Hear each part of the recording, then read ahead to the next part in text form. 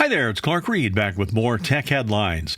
If you like these reports, we always ask you crush that like button for us, and you can also subscribe so you know when each new report is posted. Well, as expected, Donald Trump signed an executive order yesterday granting an extension to TikTok so it can stay in the U.S. until it finds a U.S. buyer. TheVerge.com notes that the law passed and signed gave President Biden an option to extend the time by 90 days, but he didn't do that. So the Trump executive order really doesn't do anything either. The actual law passed doesn't ban TikTok, and it never did. It does ban the app stores from offering TikTok or any of its related software or updates to them so that they'll work when the operating systems are updated. But so far, the app stores have not started allowing downloads again, as the executive order is very likely illegal, and the fines for the Apple and Google stores could run up to $850 billion. Don't think they want to take that big a risk.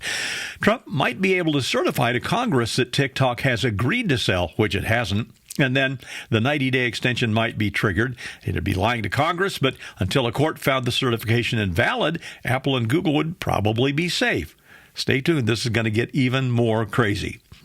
After the first round of negotiations, reducing prices on 10 high-cost drugs took place last August, and those went down in price anywhere from 38 to 79%. We're ready for round two, and this group of 15 drugs could see prices drop, but not until 2027. According to ArsTechnica.com, topping the list are diabetes and weight loss drugs Wegovy and Ozempic. Right now, Wegovy runs about $1,350 a month, and Ozempic about $1,000. Even chopping those prices in half would save the government a ton on Medicare drug expense. Note that the drug companies have sued over negotiation processes required in the Inflation Reduction Act. Samsung Unpacked is tomorrow at 10 a.m. Pacific.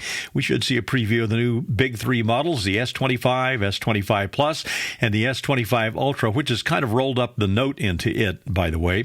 And as always with Samsung, TechCrunch.com says there's been a flood of leaks. One of those that just hit late yesterday indicates that there will maybe be a slight price increase or maybe none at all. And that's some pretty good news.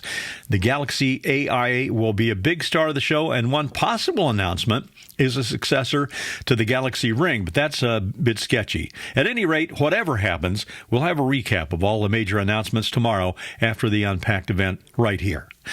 Apple has dropped to third place in the Chinese smartphone market in the fourth quarter after being top of the lines over that year before that.